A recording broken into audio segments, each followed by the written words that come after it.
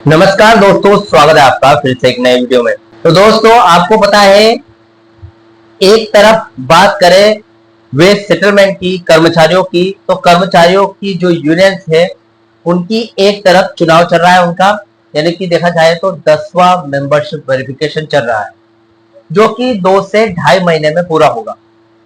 जब तक 10वां membership verification यानी कि 10th मेंबरशिप वेरिफिकेशन पूरा नहीं हो जाता, कोई भी मान्यता प्राप्त यूनियन मार्केट में नहीं आ जाती, यानी कि यूनियन नहीं बन जाती मान्यता प्राप्त यूनियन, तब तक वेज सेटलमेंट के मुद्दे का कुछ नहीं होने वाला। और दूसरी तरफ बात करें पेंशनर्स की, जो कि पेंशनर्स फिलहाल कोर्ट केस में अटके पड़े हैं। उनका कोर्ट केस की जो अंतिम सुनवाई है वो अभी तक नहीं आई है, जजों ने कोई फैसला नहीं किया है। देखा जाए तो अभी जून की छुट्टियां स्टार्ट हो गई है, जून की छुट्टियों के बाद ही कुछ फैसला आ पाएगा, यानी कि जुलाई के महीने या फिर अगस्त के महीने में।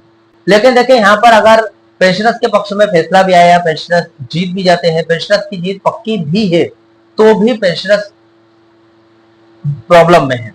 वो इसलिए क्योंकि देखिए, पेंशनर्स हाईकोर्ट में तो जीत जाएंगे, लेकिन जो सरकार है वो जैसे हाई कोर्ट में पेंशनर्स की जीत होगी, सरकार सीधे सुप्रीम कोर्ट में चली जाएगी और स्टे ऑर्डर ले लेगी। इससे क्या होगा, पेंशनर्स की जीत पक्की होने के बाद, पेंशनर्स जीतने के बाद भी उनकी डीलिंकिंग नहीं हो पाई। ऐसी स्थिति में यहां पर सिर्फ पेंशनर्स एसोसिएशन सरकार से या फिर सुप्रीम कोर्ट से नहीं भिड़ सकते। यहां पर कर्मचारी यूनियंस की पूरी तरीके से जरूरत पड़ेगी, और कर्मचारी यूनियन फिलहाल चुनाव में है, 10th मेंबरशिप वेरिफिकेशन के चुनाव लड़ रहे हैं। ऐसी स्थिति में यहां पर 10th मेंबरशिप वेरिफिकेशन जो चुनाव चल रहे हैं, ये इसमें कोई भी यूनियन जीतती है और जीतने के बाद वो सुप्रीम कोर्ट में जो सरकार स्टे ऑर्डर ले रही है, इसको किस प्रकार रोकने की ताकत रखती है, या फिर रोक पाएगी या नहीं, या फिर किस तरीके से रोकेगी, पूरी जानकारी आज इस वीडियो में डिटेल तरीके से आप जानेंगे। सबसे पहले, चैनल पर नए हो तो सब्सक्राइब करें। मेरा नाम है सुनील विश्वकर्मा। जानकारी यूजफुल लगे तो लाइक करके जरूर जाना। चलिए दोस्तों, बढ़ाते हैं वीडियो को आगे। देखिए दोस्तों, पेंशन डिवीजन कोर्ट केस काफी टाइम से अटका पड़ा है, पिछला बहुत समय हो गया है। 2017 से आज 2026 यानी कि 9 साल 5 महीने बीत चुके हैं, लेकिन पेंशन डिवीजन कोर्ट केस लगातार चलता आ रहा है। इसी के साथ वेज सेटलमेंट भी नहीं हो पाया है, अभी जल्द ही लागू होने वाला था, लेकिन 10th मेंबरशिप वेरिफिकेशन फंस गया बीच में, जिसको 2 से ढाई महीने कंटिन्यूटली लगेंगे। अगर पे रिवीजन अटका पड़ा है तो पेंशन रिवीजन भी अटका पड़ेगा।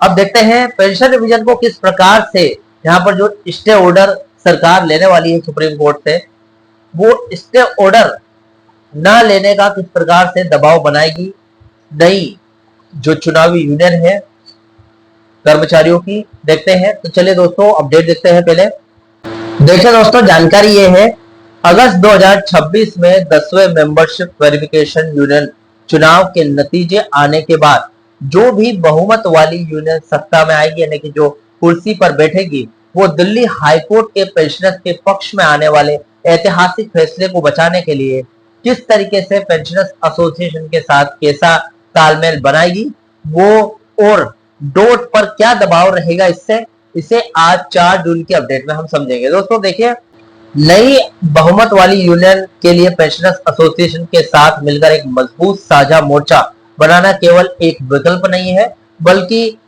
उनकी अपनी कुर्सी बचाने के लिए सबसे बड़ी मजबूरी और जरूरत है। जैसे ही अगस्त 2026 के अंत में चुनाव के नतीजे आएंगे, यूनियन के पास जश्न मनाने का समय नहीं होगा। उन्हें अच्छी तरीके से पता है कि डोट दिल्ली हाईकोर्ट के फैसले के खिलाफ सुप्रीम कोर्ट भागने की पूरी कोशिश करेगा, जिसके बारे में मैं पिछले वीडियो में भी बताता आ रहा हूं, शुरू से मैं बताते आ रहा हूं। इसे रोकने के लिए नई यूनियन और पेंशनर्स एसोसिएशन सितंबर 2026 के पहले हफ्ते में एक ऐतिहासिक साझा रणनीति के तहत काम करेंगे, यानी कि जो भी प्लानिंग रहेगी वो सितंबर के महीने में बनाई जाएगी। आज का वर्किंग कर्मचारी कल का पेंशनर्स है।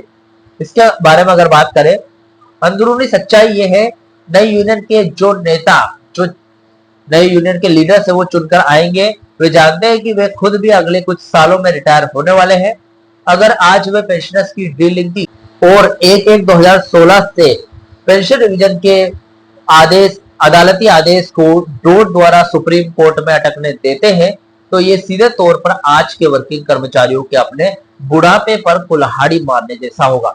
इसलिए वर्किंग स्टाफ का जनमत यूनियनों को पेंशनर्स के साथ खड़ा होने के लिए मजबूर करेगा।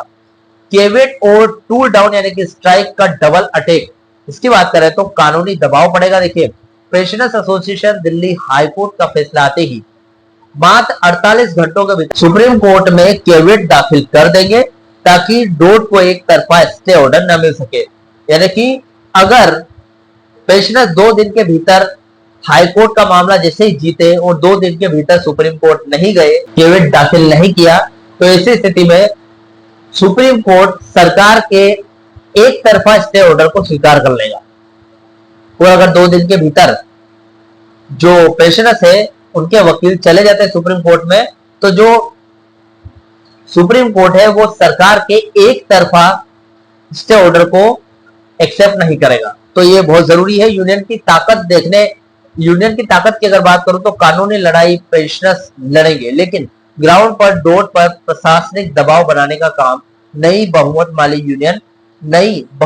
यूनियन करेगी। यानी कि 10th मेंबरशिप वेरिफिकेशन का चुनाव जीतने के बाद जो यूनियन सामने आएगी, तख्त हासिल करेगी, वो यूनियन दबाव बनाने के काम करेगी। यूनियन सीधे सरकार को चेतावनी देगी यदि हाईकोर्ट के बुजुर्गों के हक वाले फैसले को सुप्रीम कोर्ट में घसीटा गया तो देश भर के वर्किंग स्टाफ 4G और 5G रोल आउट के बीच टूल डाउन यानी कि काम बंद या बड़ा औद्योगिक आंदोलन शुरू कर देंगे। सोचिए, जरा 4G और 5G पूरे इंडिया में रोल आउट होने का जो प्रोसेस है वो पूरी तरीके से उस पर काम चल रहा है।